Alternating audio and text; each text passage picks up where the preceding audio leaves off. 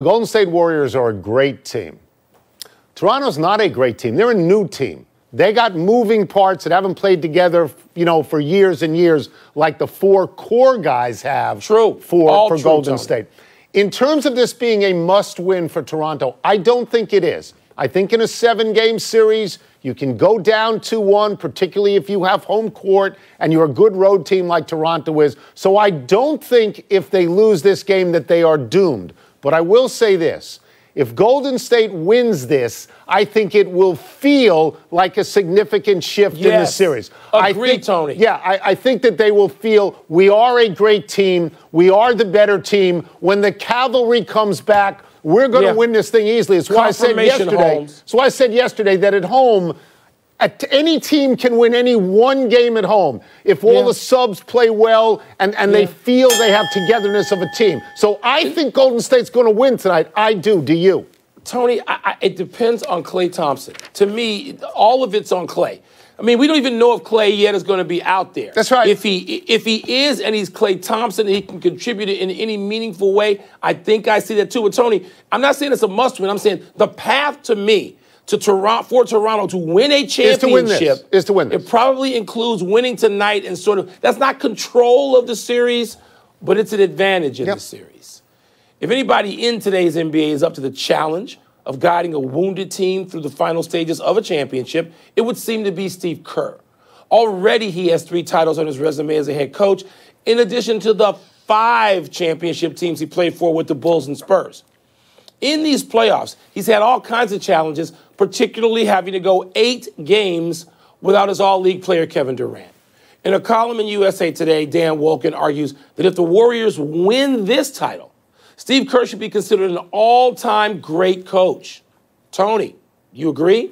I love Steve Kerr, but I don't agree with that. Really? I don't know. I don't think 4 championships is wonderful. You're coaching a great, great team. I think to be an all-time great coach, there has to be a greater duration. There probably has to be a change in players. I mean, you can look at Bill Belichick and say he always had Tom Brady, but everybody else was new. He's got the same 4 basic guys, Iguodala and Thompson and Curry and Draymond Green, and they add Kevin Durant. And I admire Kerr on 1,000 levels. But if you're asking me, is he an all-timer for winning? No, I'm going to say not yet. What do you think? Tony, I agree with you on the notion of duration. I think that in this, what have you done for me this minute world where nobody even remembers what happened before yesterday, that is discounted and it should not be. But I'm going to say this on behalf of making Steve Kerr an all-timer already if he wins. Okay. I think I agree. Does it mean he vaults over Pat Riley and Greg Popovich and Phil Jackson and Red Auerbach? No, it doesn't. No. But you know, Tony,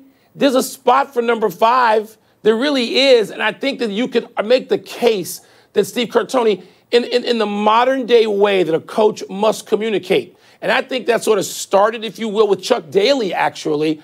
I think Steve Kerr's in that mode that he's going to have 4 Tone and 5 trips to the finals. I give you all of that, and I root for Steve Kerr. I am conflicted about this in this regard. Because to me, it's like the difference between Sandy Koufax and Tom Seaver. One is a meteor and one is a planet. But I always think that Koufax is among the all-time greats, even though the duration isn't there. So maybe you can convince me. I would just like to see... Yeah, I'd like to see a longer... Well, that's what Phil did in 2 different cities, by the way. Pat Riley. And Red and Pat Riley had long... So who's won? Who is one on your list? I know this is unfair. I'm springing this on you, but who's one? I know one is on mine. Well, Red Auerbach is one on my list because he not only coached it, he then built the Larry Bird thing. Yeah, he GM'd it. Yeah. The Washington Wizards, who are not number 1 on our list, fired their general manager, Ernie Grunfeld, 9 weeks ago, and they have not yet replaced him. The Wizards were turned down by Denver's Tim Connelly, and now there's a Washington Post report that the Wizards are pursuing Toronto's Masai Ujiri. Wilbon, you know Ujiri well. Do you think the Wizards could snag him? Tony, first, let me applaud Ted Leonsis' judgment and ambition. I mean, you want to build something special, you go after a guy who's done it. And you go after someone who may well be the best in the business at what he does. Presiding over a team. He's not just a super scout. He's the president of the Raptors. Tony, no, I don't see Masai leaving Toronto and what they've got. Tony, the Wizards don't have the resources that the Raptors have. The Raptors, remember right now, they're a national franchise. I know this is hard for people south of that border to wrap their heads around. Toronto's not playing with the same deck of cards. They've got so many more resources at Masai Ujiri's disposal. Right. And remember, Tony, just 2 years ago, the Wizards, they didn't even get a meeting with Kevin Durant, who lives in their backyard. Right. So do I see Masai leaving Toronto to go to Washington? No, I don't. I pay attention to the Wizards. I really care about the Wizards. At the moment, they have absolutely nothing. They have a terrible contract with John Wall that pays him over $40 million for the next 4 years, and you don't even know when he comes back what kind of player he's going to be. They've got a lovely address, Washington, D.C., but they think that makes them an international destination. And not in basketball, it doesn't. No, it doesn't. Okay? They got Dwight Howard. Dwight Howard played 9 games, 225 minutes. They got, other than Bradley Beal, who you and I both think they have to trade. They have to trade him. What do they have? Why do you want to come to Washington, D.C.? I don't think that remaking the roster is daunting to any great executive, you know, and Masai it's going to take years. I don't think that's daunting. Here's the thing, Tony. What are the resources at your disposal to do those things with the Wizards as opposed to the Raptors in Toronto, where they've got, I mean, it's just, again, I applaud Ted Leonsis. If this happened, I hear you saying no. No is what I hear. If Ted did this, I would stand up and clap for Ted Leonsis and do it. But do I see this happening? No. No, I don't. That's a no. Yeah, that's a no. No, I just want to make sure. The Nets' issues have nothing to do with the front office. The big question is whether they want or should want free agent Kyrie Irving. My friend and colleague Stephen A. Smith is reporting that Irving has given every indication to the Brooklyn Nets that he wants to play for them and not the New York Knicks. Tony, let's get right to it. As talented as Kyrie Irving is, if you're the Nets, don't you have some hesitation about handing him nearly $150 million and pinning all of your hopes on making him your franchise player? Your friend and colleague? Well, what am I, a cheese sandwich here? Well, you're out of sight, you're out of mind. The rest of us are out here in the field working, and I don't know where you are. Let me get to the question, and the question demands a certain geography lesson here about New York City. And I understand that Brooklyn is one of the 5 boroughs and Manhattan is one of the 5 boroughs. Brooklyn Nets, no. The Knicks own New York even now. The Knicks, the Yankees, the Giants. Not the Jets. This is an argument about that. This is where Kyrie wants to go. I'm going to give you something. Not the Nets. All right. So there should be no hesitation on the part of the Nets to take him because they need to win championships just to pull even. They should have no hesitation. If I were an established team, if I were in a fan-friendly situation, I might ask the Celtics players, I might ask the Celtics coaches, I might wonder, do I want a thoroughly unhappy and miserable human being on my team for the next X amount of years? But the Nets, if that opportunity drops to them, write the check. Tony, first of all, let me tell you how pained Stephen A. is to have to break that story. Because the other day we were having dinner and all he talked about was how you and he would just basically try to beat me down if the Knicks ever won anything. Well, they're not. And the Knicks need Kyrie, and Kyrie should go to the Knicks. Stephen A. is a Knicks guy. Yeah. It pains him to report this. So, Tony, let me say this. There is no chance I would make Kyrie Irving the #1 guy on my team, seeing what I've seen this year. Tony, he's not a one.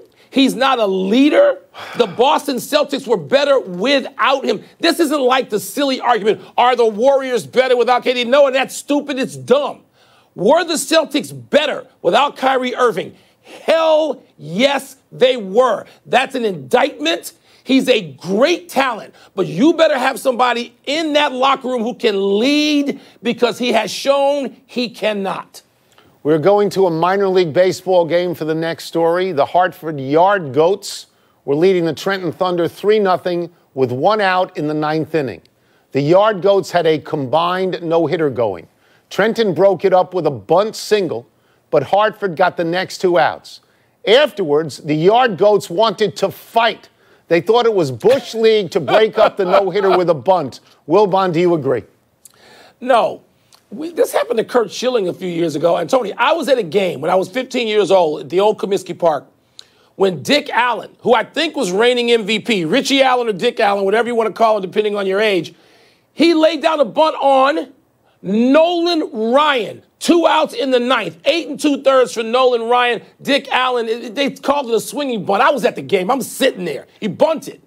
And I think the White Sox even won the game. You don't fight. You try to beat your opponent with whatever fair and legal means are available to you. And to me, those are fair and available. This is a 3-0 game. You get one guy on, then you get another guy on, then somebody hits it out, and then you're in extras. Of course you try to get. This is a combined no-hitter. This is not Sandy Koufax. There's a bunch of people, at least 2, with a combined no-hitter. Are you kidding me? What does Herm Edwards say? Why do we play the game? Play to win the game. The Yard Goats Everybody on the team that stormed out of the dugout should be suspended for a game. Outta here. And they should have to forfeit. No, go eat tin cans. Don't fight over this. You're wrong. Let's take a break. Coming up, Clint Frazier of the Yankees stares down a reporter. And Steph Curry says he cost the Warriors the 2016 title. What? So you wouldn't have Kyrie, is what you're saying? My number 2, not my number 1. The Nets need something. The Knicks own the town. The Knicks need it.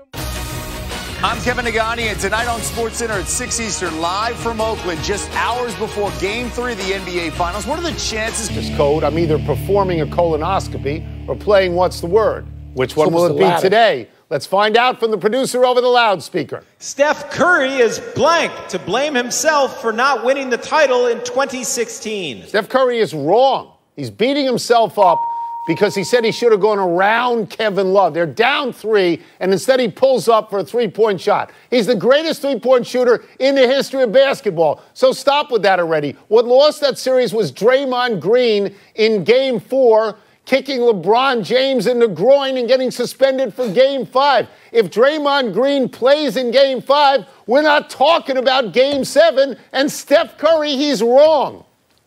For the first time in the history of PTI in this game, we've got unanimity of the word, Tony. Steph Curry is wrong. I mean, I'm just going to dwell on the part where he's getting on himself because he passed up a 2 to take a contested 3. I'm sorry. That only happens about 4 times a game. There are times when Steph Curry flies through the lane and you're screaming as an old school basketball guy like we are, take the layups. Oh, wait. Steph has stepped out, taking the pass back from the guy who was setting the screen, and he buries a 3. He only does this like 3 or 4 times a game. He's wrong. He didn't cost him anything. Next. Clint Frazier's stare down of a reporter was blank. It was self-defeating. Let me set this up. Frazier had a bad night in the field on Sunday. Then he did not speak to reporters after the game. He was criticized for this by Ken Davidoff of the New York Post, who was the one who was asking Frazier the question about the home run he just hit last night. Let's watch. I don't need motivation through articles that are written. This stare down is insane. The guy with the pen always wins. I know.